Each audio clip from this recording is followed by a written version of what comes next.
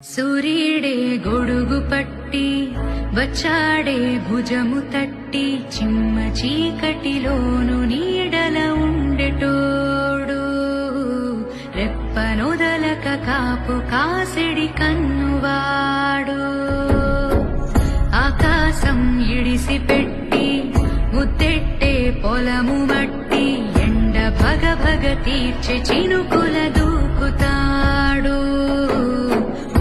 కలగక ముందు నిలబడి ఆపుతాడు